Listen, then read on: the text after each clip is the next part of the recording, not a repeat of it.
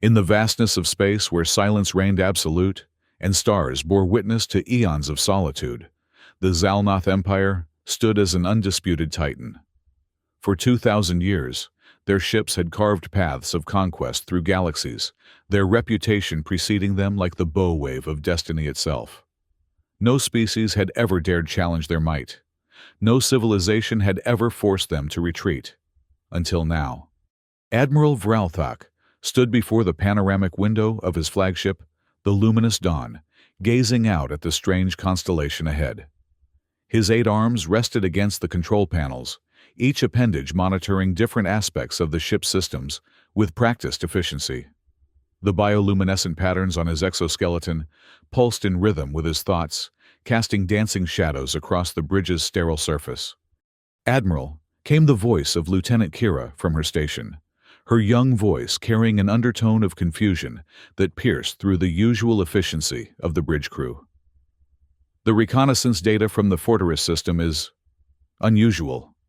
Vralthak turned his 3 eyes toward her, the central one focusing, while the peripheral ones maintained their watch on the tactical displays. "Define unusual, Lieutenant." "Sir, the initial scans showed signs of technological activity on the 3rd planet, but when our scout ships approached for detailed reconnaissance, they encountered resistance." The Admiral's secondary arms typed rapid commands into his neural interface, pulling up the tactical reports. What he saw defied every principle of warfare encoded in Zalnoth military doctrine. Ships destroyed, not by overwhelming firepower, but by erratic, seemingly random attacks that appeared to come from nowhere and vanished just as quickly. And the scout ships reported no significant threat. He asked, his voice carrying the weight of disbelief. "That's correct, sir. Captain Zeroth transmitted no hostile forces detected just before contact was lost." Vralthak's bioluminescent patterns flickered more rapidly, a sign of deep contemplation among his species. In 3,000 years of military service, he had never encountered anything like this. The Zalnoth war machines were designed to predict and counter every known form of combat. Their artificial intelligence systems could calculate billions of tactical scenarios in microseconds. Yet somehow these humans had managed to destroy an entire reconnaissance squadron without triggering a single threat assessment protocol. "Prepare the light fleet for deployment," he commanded, his voice resonating through the bridge's communication systems. "Full combat readiness. We will investigate this anomaly personally." As the massive ships of the Light Fleet oriented themselves toward the Fortress system, Admiral Vralthak felt something he had not experienced in centuries: uncertainty. Not fear for the Zalnoth, knew no fear, but a gnawing sense that perhaps their understanding of warfare was about to be challenged in ways they could not yet comprehend. The journey to Fortress took 3 standard cycles at maximum warp. During this time, Vralthak immersed himself in the sparse intelligence they had gathered about the species calling themselves humans. Bipedal creatures technologically inferior, lacking the sophisticated AI systems that made Zalnoth military might unstoppable. They appeared to rely on primitive chemical propulsion projectile weapons and what the computers could only classify as chaotic behavior patterns. "Admiral," Lieutenant Kira's voice interrupted his contemplation. "We're receiving additional transmissions from the human resistance." Resistance. The word felt foreign in Vralthak's mind. No species had ever organized enough to merit such a term when facing Zalnoth forces. "Yes, sir. They appear to be coordinating defensive actions across multiple worlds. The signals are unconventional." Vralthak accessed the transmissions through his neural link. Instead of the structured logical communications he expected from a military force, he heard something that defied classification. There were voices shouting over each other, seemingly contradictory orders, laughter, in the midst of what should be terrified silence, and strangest of all, music. These humans were broadcasting music during active military operations.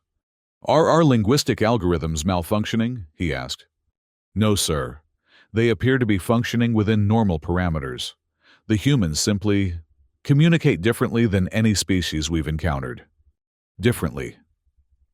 The word echoed in Vralthak's mind as the light fleet emerged from warp at the edge of the Fortery system. Before them lay a sight that challenged every assumption about defensive warfare. Instead of the orderly blockades and sensible choke points that marked the defense of civilized worlds, the humans had created what could only be described as a maze of destruction. Abandoned ships drifted in seemingly random patterns, some clearly human vessels, others twisted wrecks that had once been Zalnoth scouts. Debris fields formed irregular patterns that made no tactical sense, yet somehow created corridors that seemed to funnel approaching ships into specific areas. And woven throughout it all were what the sensor operators could only describe as anomalous energy signatures. Analysis, Vralthak commanded. Sir, our predictive algorithms are unable to determine the strategic purpose of these formations. There appears to be no logical defensive matrix. Then, perhaps, said a new voice from the bridge's communication array, you're using the wrong kind of logic. The bridge fell silent. Every head turned toward the source of the voice, which had somehow bypassed their communication security without triggering a single alarm. On the main screen, a human face appeared.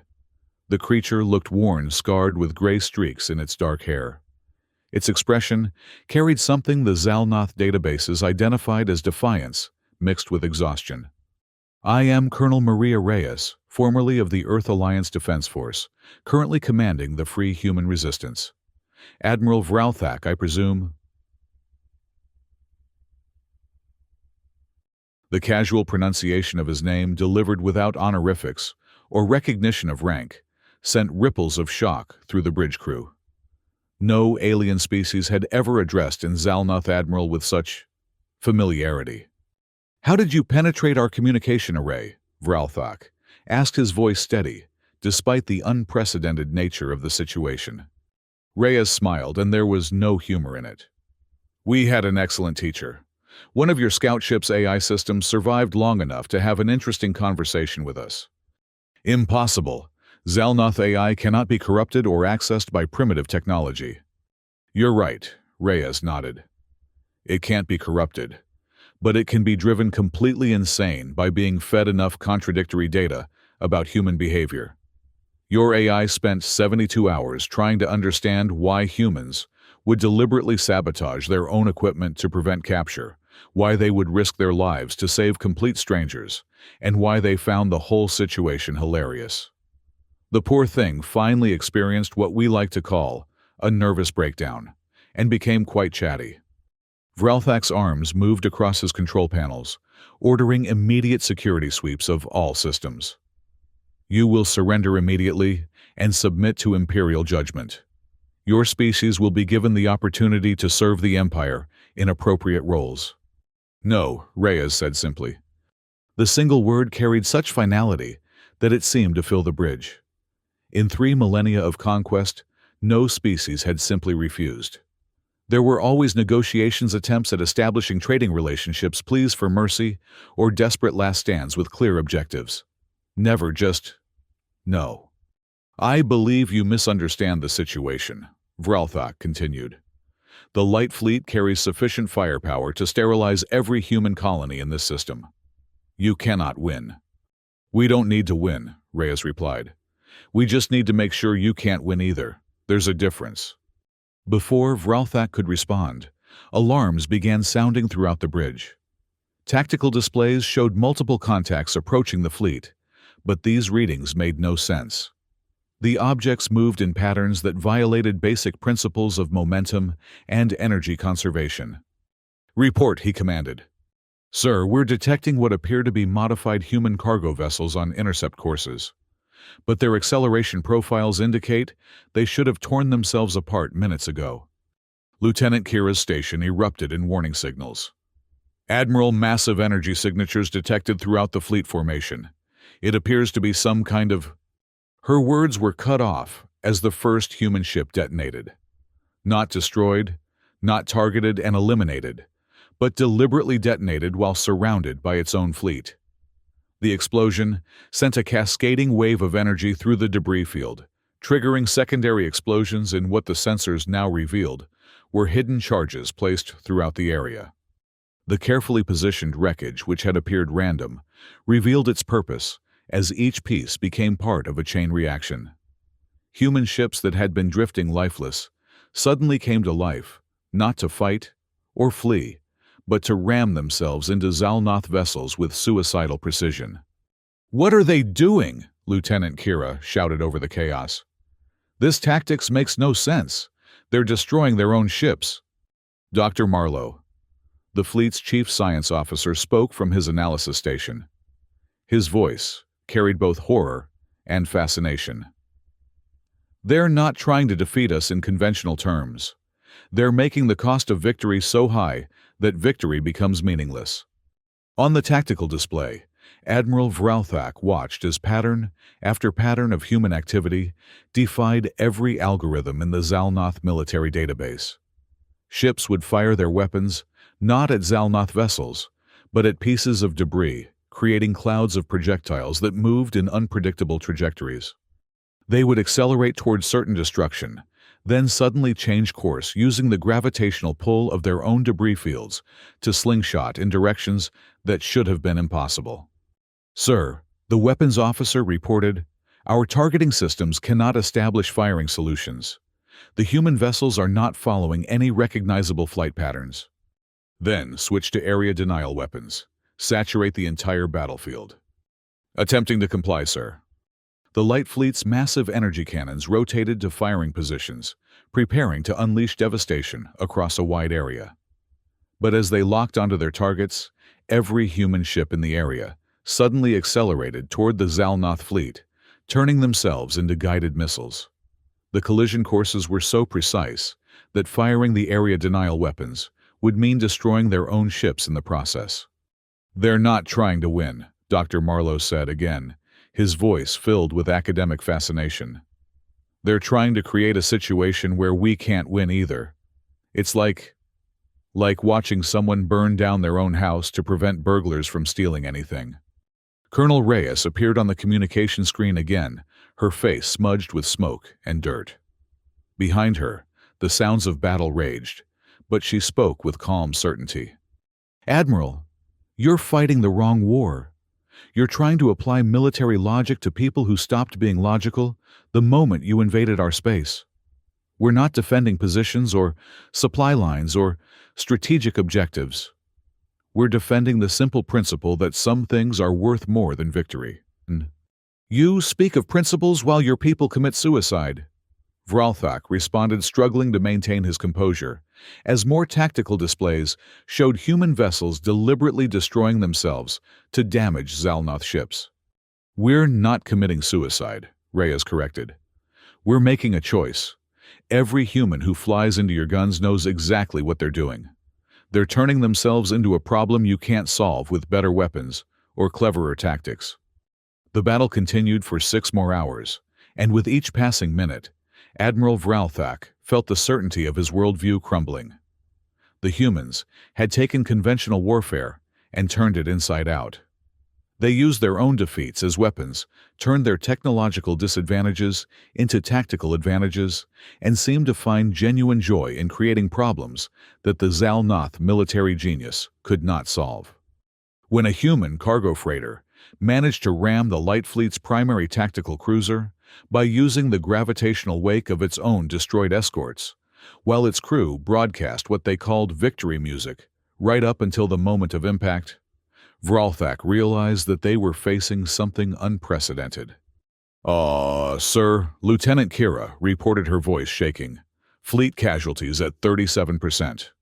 We're taking losses at a rate that exceeds all projected scenarios for a fighting withdrawal." A fighting withdrawal. The words tasted like poison to Vralthak. The Zalnoth Empire had never conducted a fighting withdrawal. But as he watched the tactical displays, he saw the future of this engagement with crystalline clarity. The humans would continue to throw themselves at his fleet with increasing creativity and desperation until either the light fleet was destroyed or forced to retreat. And somehow, they would call either outcome A victory. Admiral Dr. Marlowe approached, his expression troubled.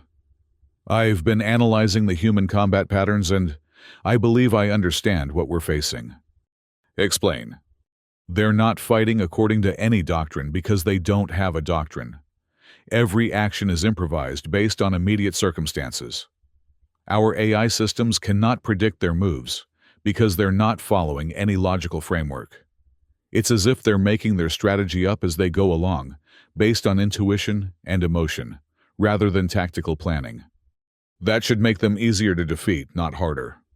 No, sir. Because by abandoning logic, they've abandoned predictability. And without predictability, our tactical superiority means nothing. A new alarm sounded, as sensors detected massive movement on the planet's surface. Human ships were launching from the surface in waves, but these ships were even stranger than the ones they'd already encountered. Many appeared to be civilian vessels with military weapons crudely attached. Others were clearly military craft that had been modified in ways that violated every principle of engineering logic. Colonel Reyes appeared on screen again, and this time she was standing in what appeared to be a launch bay. Behind her, humans of all ages were boarding ships that looked like they had been assembled from spare parts and determination. Admiral, you wanted to see our resistance. This is it. Every human pilot volunteering to fly against you knows they probably won't survive. But they also know that every minute they keep you tied up here is another minute for other human colonies to prepare their defenses. We're not trying to destroy your fleet, though. That would be nice. We're trying to make sure that every human world you attack costs you more than it's worth. Vralthak stared at the screen, trying to comprehend the implications. You're organizing systematic suicide across multiple worlds. We're organizing resistance. If that happens to involve a high casualty rate, that's something we factored into our planning.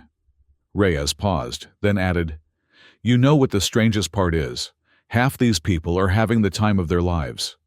There's something about facing impossible odds that brings out the absolute best in humanity. As if to prove her point, the communication channel filled with the sounds of human voices raised in song. They were singing as they launched their ships into certain death.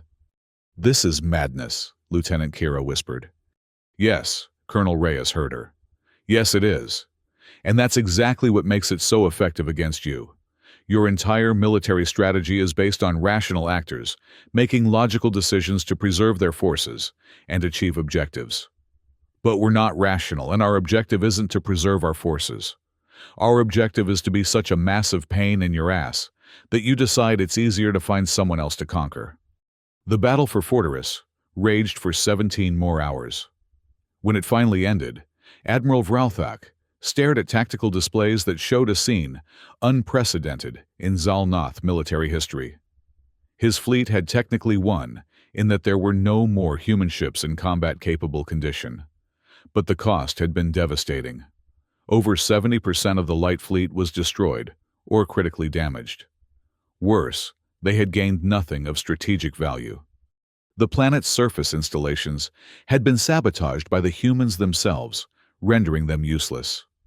The research facilities they had come to capture were smoking ruins destroyed by their own defenders.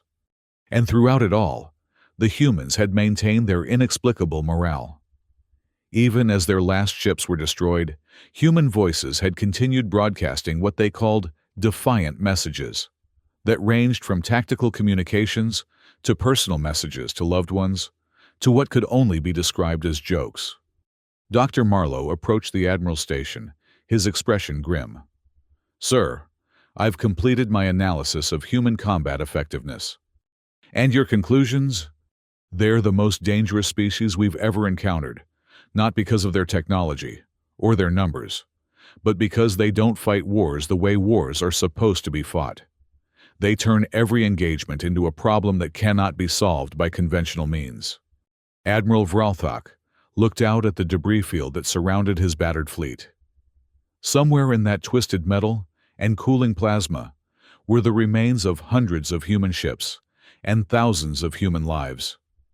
They had died, not for territory or resources or strategic advantage, but for something the Zalnoth had no word for. Set course for Imperial space, he commanded finally. We are withdrawing from this sector. Sir, Lieutenant Kira's voice was filled with confusion. We still have sufficient forces to pacify the planet. No, Vralthak said quietly.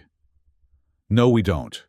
Because any force sufficient to pacify humans would leave us too weak to defend against any other threat. The cost of conquering them would be far greater than any benefit they could provide to the Empire. As the remnants of the Light Fleet limped away from Fortaris, Admiral Vralthak composed his report to the Imperial Council. How could he explain that the Zalnoth Empire had suffered its first military defeat, not at the hands of a superior force, but because an entire species had collectively decided that some things were worth dying for? 3 months later, the Imperial Council issued its first ever Forbidden Zone declaration. The entire sector containing human space was declared off-limits to Imperial forces. The official reason given was administrative concerns, but the truth was simpler and more disturbing. Humanity had taught the Zalnoth Empire that there were some victories too costly to pursue. Admiral Vralthak returned to his duties, continuing to serve the Empire with distinction. But he carried with him a question that haunted his thoughts in quiet moments. If humanity's strength didn't lie in their technology or their tactics, then what exactly had made them undefeatable? The answer came to him years later, while reviewing historical records of other species the Empire had conquered. Every other civilization had fought to preserve something: their territory, their resources, their way of life. They had fought defensively, trying to keep what they had. Humans had fought for something different. They had fought for the right to exist as themselves, even if that existence was brief and violent and ultimately futile.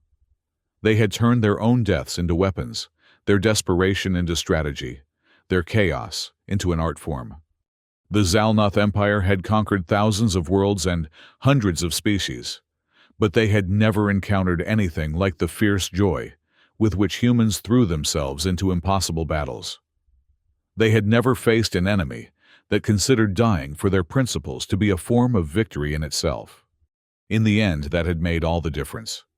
Years passed and the Forbidden Zone remained inviolate. Sometimes, Zalnoth ships on the periphery of human space would detect strange signals.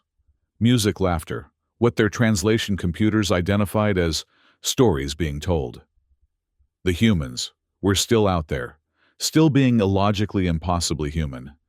And throughout the Empire, military academies added a new chapter to their strategic doctrine: asymmetric psychology warfare, with a special subsection devoted entirely to the humans of Earth. It was required reading for all command-level officers, and it always ended with the same warning. Some species fight with their technology. Some fight with their numbers. Some fight with their tactics. Humans fight with their souls. Approach with extreme caution, or, better yet, do not approach at all. Admiral Vralthak, now elevated to the position of Supreme Military Advisor, would often reread Colonel Reyes's final transmission to his fleet. She had sent it just before the last human ship had been destroyed, and it consisted of just 5 words. "Thanks for the interesting conversation." Even now, years later, he still wasn't entirely sure if she had been joking. Dr. Marlowe's final report had concluded that humanity's greatest tactical advantage was their ability to turn any situation into something unprecedented. They didn't follow rules because they didn't acknowledge the existence of rules. They didn't fear death because they had found something they considered more important than living. The Zalnoth Empire had spent millennia perfecting the art of war, only to discover that humans had perfected the art of making war irrelevant through sheer magnificent insanity. And perhaps strangest of all, in the deepest, most secure files of Imperial intelligence, there was a growing collection of human, cultural artifacts: their music, their stories, their jokes. Zalnoth scholars studied these not for military intelligence, but because they had become fascinated by a species that could face extinction with laughter. Some of them had even begun to understand why humans found their situation funny. The universe was vast and full of wonders, but in all its infinite complexity, Nothing had prepared the Zalnoth Empire for the simple, devastating power of a species that absolutely refused to behave like anything else in the galaxy. They had found something in the universe that genuinely amazed them, and for the first time in their history, they had decided that some amazing things were better left unconquered. In the end, humanity had won, not by being stronger or smarter or more numerous than the Zalnoth, but by being something the Empire had never encountered before, completely, utterly magnificently unpredictable. And in the grand scheme of the cosmos, that had been more than enough.